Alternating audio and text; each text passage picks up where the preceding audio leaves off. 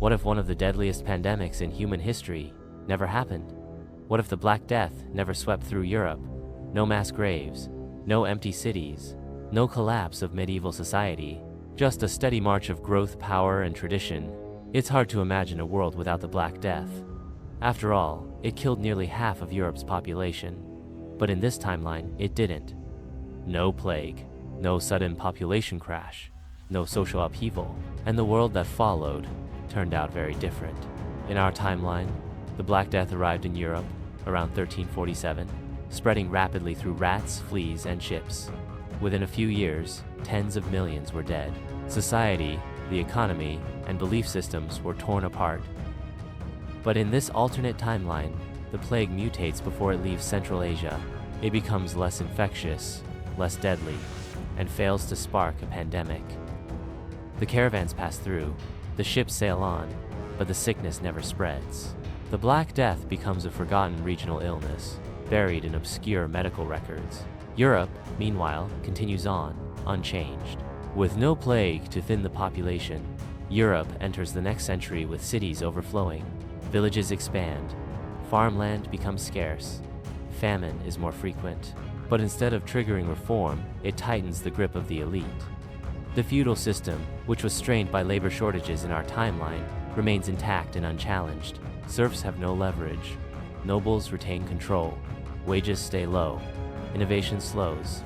And without the social reset of the plague, change comes painfully slow. By the 1500s, Europe is crowded and restless, but still ruled by kings, priests, and landlords who see no reason to change what benefits them. In our timeline, the Black Death was a strange catalyst for creativity. It shook people's faith in the church, opened up social mobility, and created space for radical thinkers. But without it, the church remains supreme.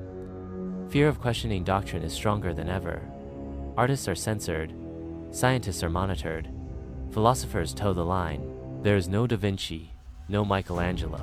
The Renaissance, if it comes at all, arrives late and cautiously, inspired more by Eastern contact than internal upheaval.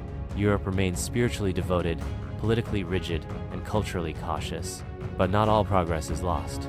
Without the population loss of the plague, European nations are more powerful by the 15th century. Larger armies, more sailors, more ships. Colonization doesn't slow, it accelerates. Spain and Portugal reached the Americas a few decades earlier. England and France expand their navies. Indigenous populations, unprepared for contact, fall even faster under European domination. By the 1600s, most of the Americas are under imperial rule. Africa and Asia, too, are swept up in earlier waves of colonization.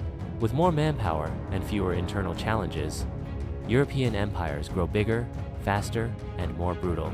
Without the plague, universities are filled with noble sons learning Latin, not challenging ideas. The medical revolution, delayed. The printing press, suppressed longer by the church. Galileo, silenced before he can speak. It takes until the late 1800s for scientific progress to pick up serious momentum. And even then, it's led by tightly controlled state institutions rather than free thinkers. Electricity, engines, and medicine all arrive, eventually, but a century or two behind schedule. Humanity doesn't land on the moon in 1969. In this timeline, we haven't even left Earth's orbit. Revolutions don't come easy. The peasant rebellions that rocked post-plague Europe never happen. The French Revolution? Crushed before it begins. The American Revolution? Delayed and diluted, led by loyalists rather than radicals. Democracy, where it appears, is a slow and cautious experiment. Monarchies survive into the 21st century, many with real power. The divine right of kings is still taught in schools. Religion plays a central role in law, education, and government. It's a world that values stability over freedom, tradition over progress, order over innovation. In this version of 2025, the world looks stable on the surface, but it hides centuries of stagnation. Technology exists, but it's unevenly distributed. Most people live under authoritarian monarchies or church states. The internet is controlled by governments. Free speech is a luxury.